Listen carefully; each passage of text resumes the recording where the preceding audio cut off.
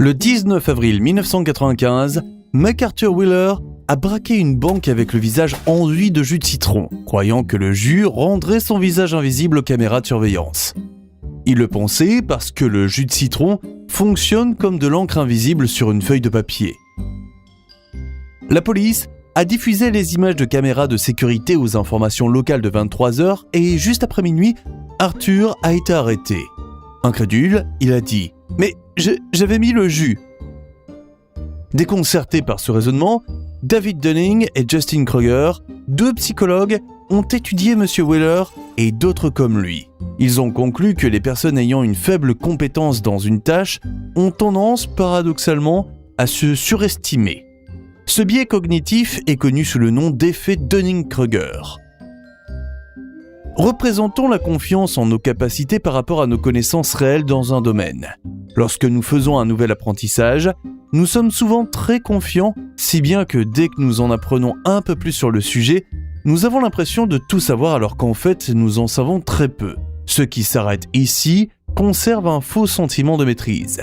Ceux qui continuent d'apprendre réalisent que les choses sont plus complexes et perdent souvent leur motivation. Et plus ils augmentent leurs connaissances, plus leur confiance diminue. Beaucoup s'arrêtent à ce stade, pensant qu'ils n'ont rien compris. Ce n'est qu'en continuant que nous pouvons retrouver confiance tout en nous améliorant. Et à la fin, nous serons pleins de connaissances et presque aussi confiants dans nos capacités qu'au début.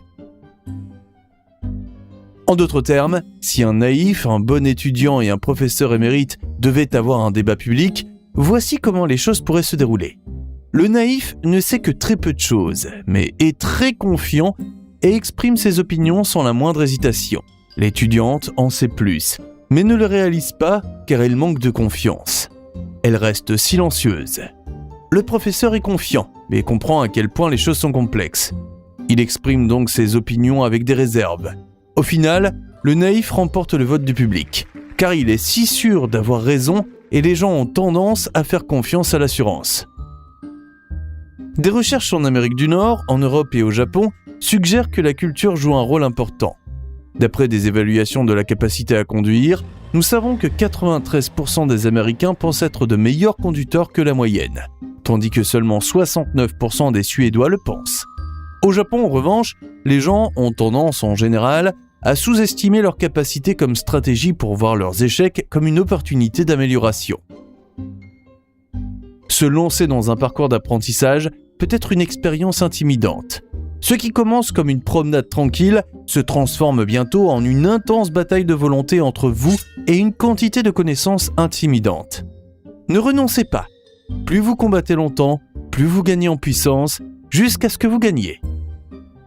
Et à la fin, si vous persévérez, vous pouvez être élevé au rang de Socrate qui, il y a plus de 2000 ans, nous a laissé une citation empreinte de sagesse. « Je sais que je suis intelligent parce que je sais que je ne sais rien. »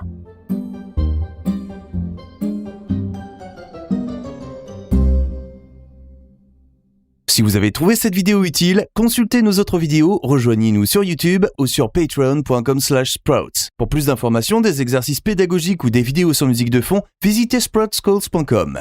Vidéo publiée sous la licence Creative Commons.